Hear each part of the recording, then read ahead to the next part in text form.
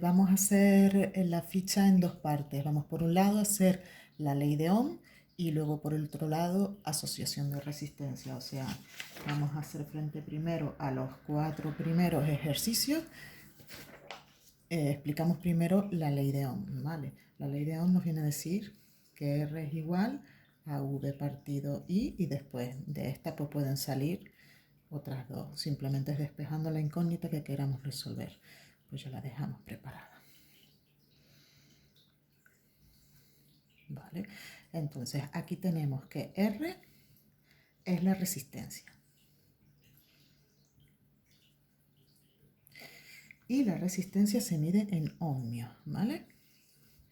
Luego tenemos V, que es el voltaje. Se mide en voltios,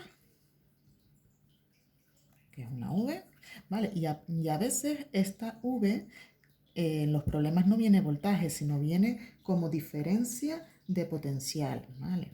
Diferencia de potencial. Lo que quiere decir que V es igual a la diferencia de potencial entre V sub A menos V sub B. Y luego tenemos I, que es la intensidad de corriente. Me lo he escrito mal. Intensidad de corriente. Vale. Y se mide en amperios, ¿vale?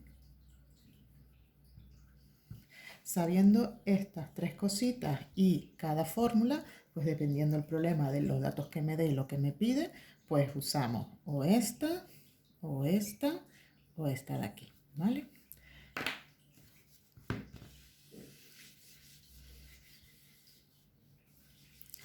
Vamos a hacer el ejercicio número 1, que nos dice calcula la diferencia de potencial, entre paréntesis tensión, que hay entre los dos extremos de un circuito, sabiendo que la resistencia que compondrá es de 80 ohmios, ¿vale? Quiere decir que me da la resistencia, que son 80 ohmios, y que la corriente eléctrica tiene una intensidad de 10 amperios, me da la intensidad 10 amperios, ¿vale? Me pide la diferencia de potencial que habíamos dicho que era V.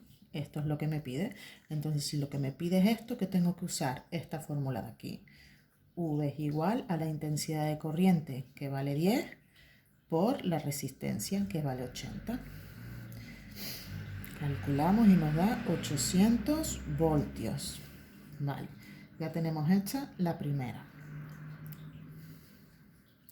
Yo voy a dejar estos datos aquí, así sé lo que me da y lo que me pide. Problema número 2. Calcula la resistencia de un conductor. Vale, me está diciendo que calcule la resistencia. Entonces, esto es lo que tengo que calcular. De un conductor al paso de una corriente eléctrica cuyo voltaje es de 100 voltios, es decir, me da V, y que tiene una intensidad de 25 amperios. Vale, pues ¿qué tengo que hacer? Usar esta de aquí. Voltios 100, intensidad de corriente 25. Y eso nos da 4 ohmios, ¿vale? Este es el número 2.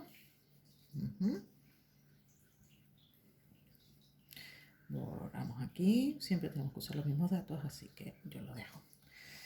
Ejercicio número 3. Calcula la intensidad de corriente eléctrica. Calcula I, pues esto es lo que me está pidiendo, que atraviesa una resistencia de 30 ohmios. 3 ohmios. Resistencia. Vale, pues vengo aquí y pongo 3 ohmios. Si entre los extremos de los dos circuitos hay un voltaje de 57 voltios. 57 voltios. Entonces, como tengo que hacer la intensidad, utilizo esta fórmula. Intensidad es igual a V, que vale 57, partido de R, que vale 3. Y eso nos da 19 amperios. Y el cuarto.